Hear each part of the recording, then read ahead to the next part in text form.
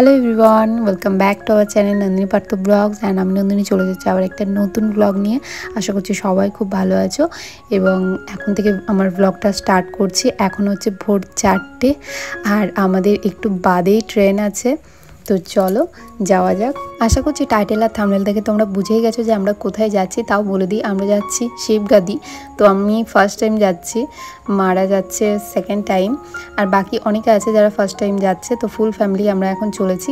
তো ভোর 4টের সময় বাড়ির সামনে থেকে টোটো করে, টোটোটা আগে থেকে রিজার্ভ করেছিলাম, তারপরে চলে আসলাম আমরা গঙ্গার ধারের দিকে ঘাটে, এবং ঘাট থেকে আমরা এখন নৌকো পার হয়ে যাব ওই পারে। আমাদের ট্রেনটা আছে আজিমগঞ্জ সিটি থেকে।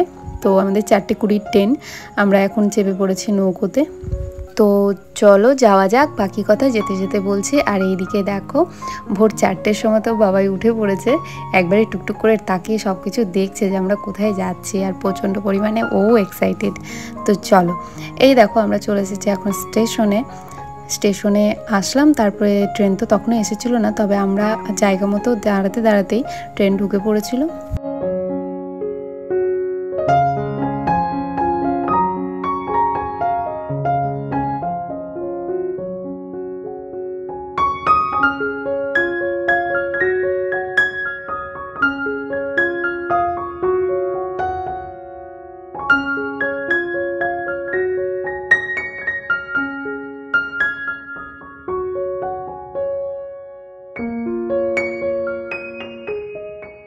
আমি ভেবেছিলাম ট্রেনে চেপে একটু ঘুম দেব, কারণ এত ভোরে উঠেছি আর রাত্রে তাড়াতাড়ি ঘুমোতেও পারিনি, কারণ বাবাই কিছুতেই ঘুমোতে চাইছিল না। প্রায় ও ঘুমোলো 2-2:30টার দিকে, তারপরে আমাকে আবার 3টের সময় উঠে যেতে হলো। মানে আমি মাত্র আধা ঘন্টা ঘুমিয়েছি। তো ভাবলাম একটু ঘুমোই, তবে ঘুম আর হলো না। সবাই গল্প করতে করতে এই বাবাইকে চারিদিক দেখাতেই সময় কেটে গেল। আর একটু ভিডিও ক্লিপও নিয়ে নিলাম তোমাদের জন্য। তাও দেখো ভোরবেলায় ট্রেন ধরেছি, আর এভাবে যেতে যেতে কখন যে সকাল হয়ে গেল বুঝতেই পারিনি। বাবাইকে প্রথমবার ট্রেনে করে কোথাও নিয়ে যাচ্ছিলাম। প্রথমে তো খুবই ভয় লাগছিল, তবে আমাদের জার্নিটা বেশ স্মুথভাবেই হয়েছে।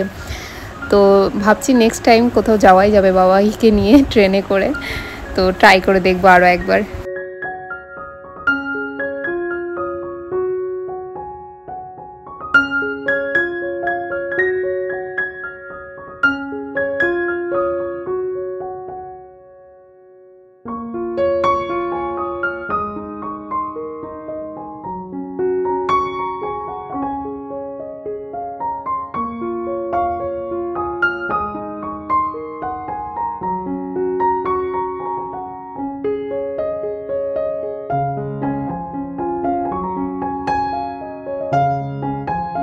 এই হচ্ছে ফারাক্কার ব্রিজ।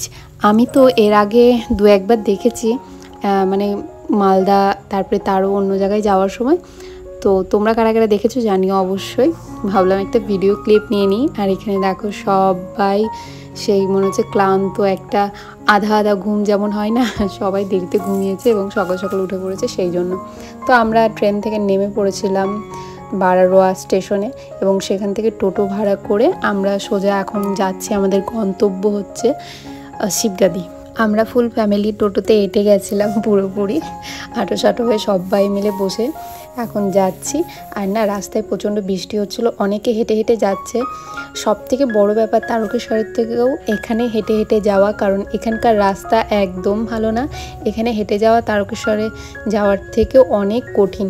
আর আমরা টোটোতে করে যাচ্ছিলাম এবং সময় দেখছিলাম, পুরোপুরি 1 থেকে 1.5 ঘন্টা লেগেছে আমাদের গন্তব্যে পৌঁছতে। এবং যাওয়ার সময় আশেপাশে রাস্তাটা এত সুন্দর ছিল, মানে রাস্তায় হাঁটার যে পিচ রাস্তাটা সেটা ভালো না, তবে আশেপাশে দৃশ্যটা খুবই সুন্দর। পাহাড় ছিল আমাদের 2 সাইডে পুরো।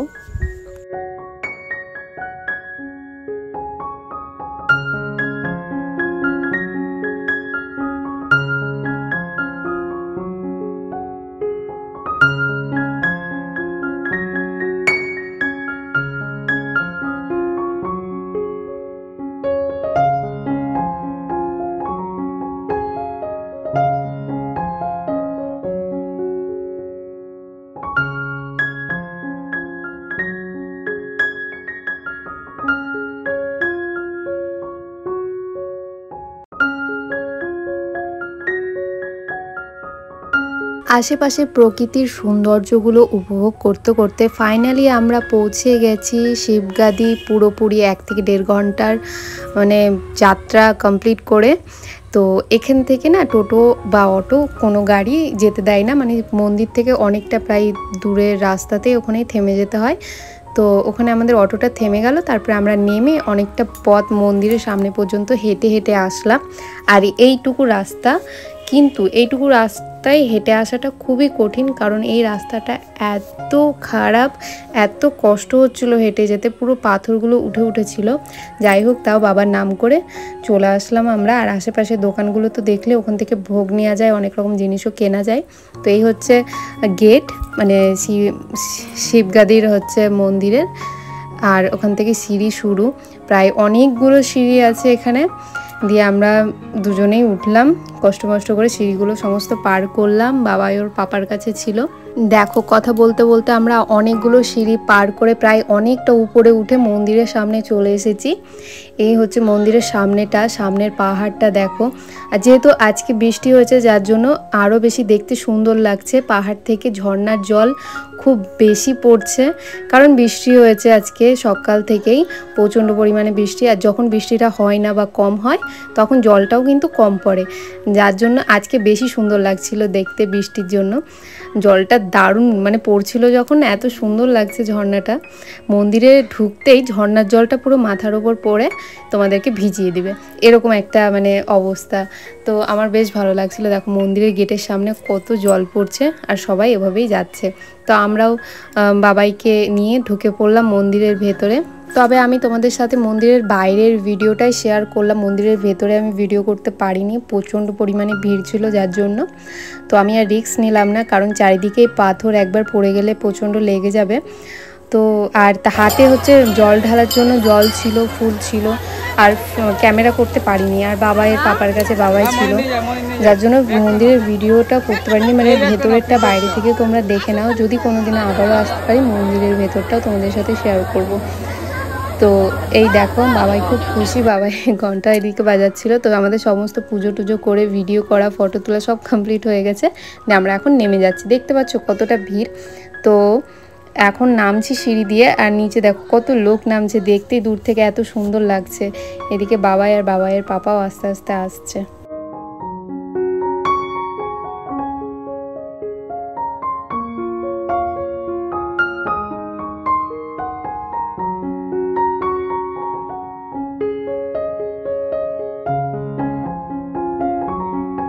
সিঁড়ি দিয়ে নামতে নামতে এখানে তিলক দিচ্ছিল, তো আমিও একটু তিলক টেনে নিলাম। বাবাই ওটাতে হাত দিতে যাচ্ছিল। যাই হোক, প্রচণ্ড ভিড় দেখে আর গরমে বাবাই প্রচণ্ড মানে ক্ষিপ্ত হয়ে গেছিলো, কান্নাকাটি করছিল। ওকে একটু শান্ত করলাম, তারপরে আবার আমরা নিচের দিকে নেমে যাচ্ছিলাম। দিয়ে বাড়ির সবাই, সমস্ত যারা যারা আমাদের সাথে গেছিলো সবাই ধাগা পড়লো, তিলক নিল, তো সেটাই ভিডিও করছিলাম।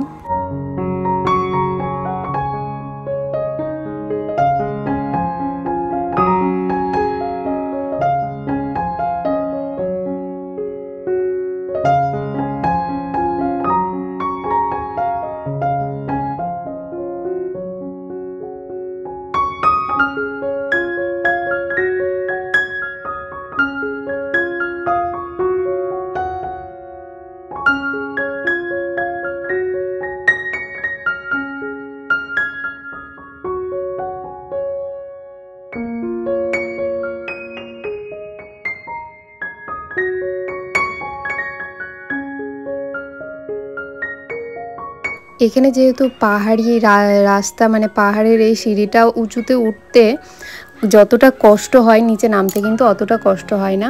তো বেশ নামার সময় ভালোভাবেই তাড়াতাড়ি নেমে গেছি, ওঠার সময় একটু কষ্ট হচ্ছিল, পায়ে ব্যথা করছিল।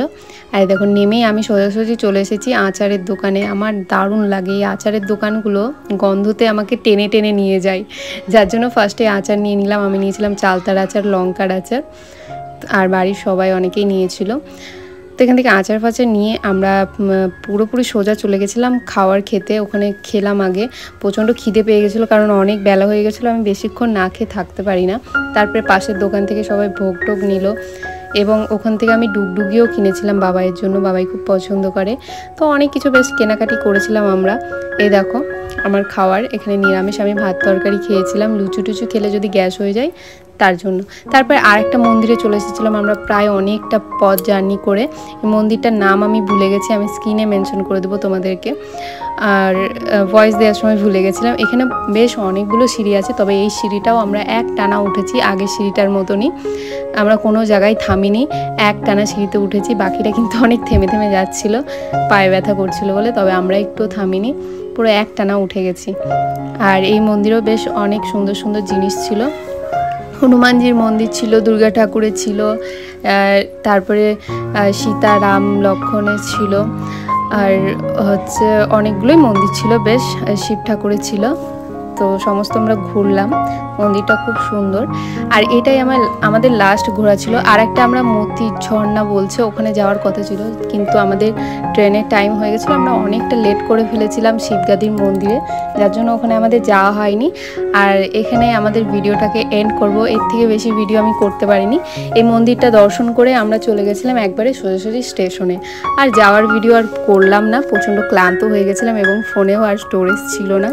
তার জন্য আশা করছি ভিডিওটা তোমাদের ভালো লেগেছে, ভালো লাগলে অবশ্যই লাইক করে দিও। দেখা হবে নেক্সট ভিডিওতে, ততক্ষণের জন্য ta ta, bye bye, take care.